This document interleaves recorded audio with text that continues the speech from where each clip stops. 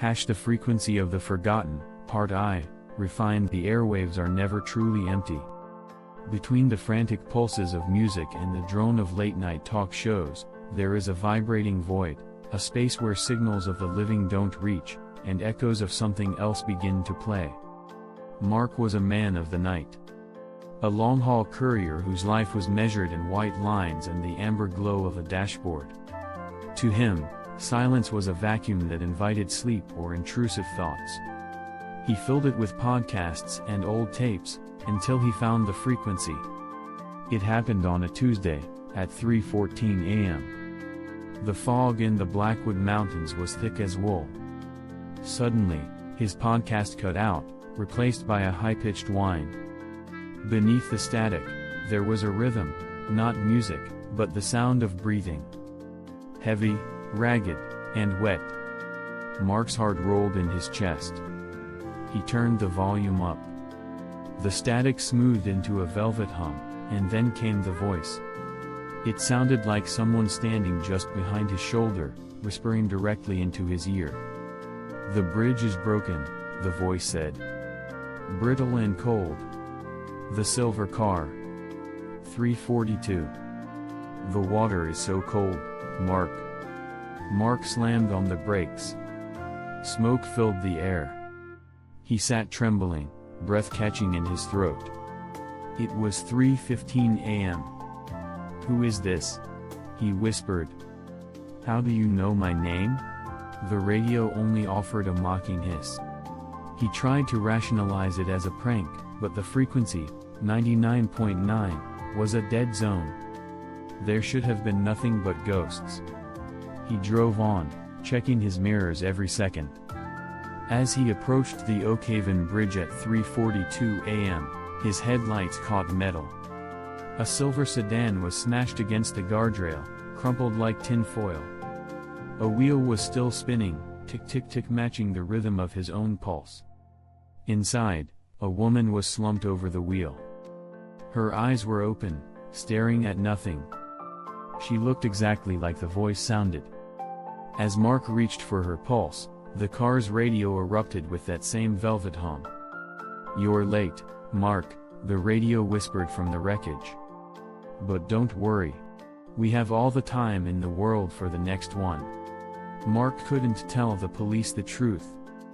They'd put him in a ward.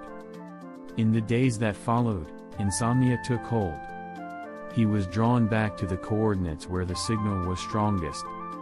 He needed to know if it was a fluke or a tapping into something that ignored time. He returned on Friday at 3 a.m. He tuned to 99.9. The whine returned, needle sharp. "Hello, Mark," a new voice said, deeper, sounding exactly like his father who had been dead for a decade.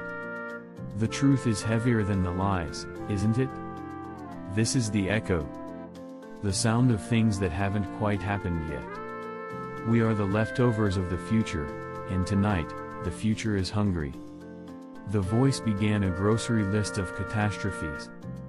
Fires, heart attacks, crashes. Mark's hand moved of its own accord, scratching dates and coordinates across a notepad. "The frequency doesn't just give," his father's voice whispered. "It takes. Eventually, there won't be enough of you left." Mark looked in the mirror. For a second, his reflection didn't move. It just stared back with hollow, gray eyes. At the bottom of his notes, in a handwriting that wasn't his, was a single line. October 14th. 3:14 a.m. Home. That was tomorrow. October 14th felt like a funeral for a living man. Mark spent the day pacing his apartment, the walls closing in. He had disconnected the phone and pulled every plug, but he couldn't stop the shadows from lengthening like reaching fingers. The note burned in his pocket, home. 3:14 a.m. He had tried to flee at noon, but as soon as he reached the city limits, his truck radio screamed to life. It didn't matter that the power was off. 99.9 was there, a choir of 1,000 voices singing his name. "You can't outrun the echo," Mark, they sang. The circle is already drawn. He crawled back home, defeated. By 11 p.m., the silence had a physical weight. He sat with a flashlight, staring at the front door he had barricaded with a dresser. As the early hours of the 15th approached, a low vibration started in the floorboards, a frequency felt rather than heard, making his bones ache. He looked at his wrist. His watch had stopped at 3:13 a.m. The air turned freezing. His breath formed a pale cloud. Then, the forgotten battery radio on his kitchen counter began to glow, a sickly, pulsating green. Mark? It was his own voice, but older.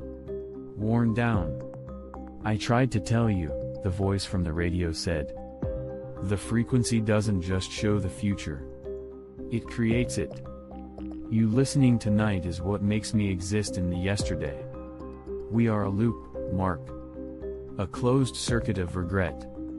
The heavy dresser began to slide, pushed by an invisible tidal wave. Wood splintered. Mark scrambled into the bedroom, slamming the door. The radio, the voice commanded from the walls. Smash the radio, Mark. It's the anchor. If you don't, I'll never be free, and you'll never be real. Mark grabbed a heavy lamp and lunged back into the living room to destroy the device. But the living room was gone. He was back in his truck. The fog of the Blackwood Mountains filled his lungs. The desk clock flickered, 3:14 a.m. The bridge is broken, he heard himself saying. He wasn't thinking the words, he was just a passenger in his own throat. The silver car. 3:42. The water is so cold, Mark. He looked in the mirror. A man sat in the back of the truck with hollow, gray eyes and a face carved out of static. It was himself. The realization was a blow. He wasn't the driver. He was the voice. He was the signal.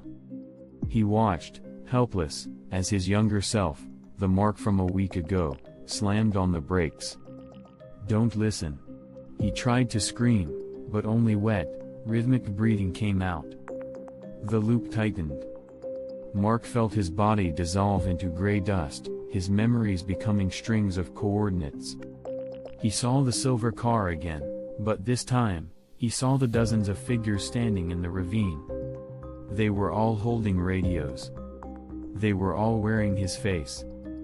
We are the whispered tales, 1,000 versions of his voice said. The stories no one believes until they are part of them. Then, the frequency shattered. Mark woke up in his bed. Sun streamed through the window. He laughed, a shaky, hysterical sound. It was just a nightmare.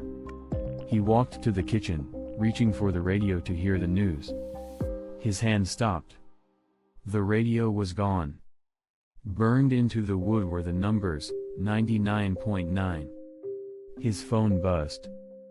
A text from an unknown number, "You're late, Mark. But don't worry. We have all the time in the world for the next one." He looked out the window. The silver car was at the curb.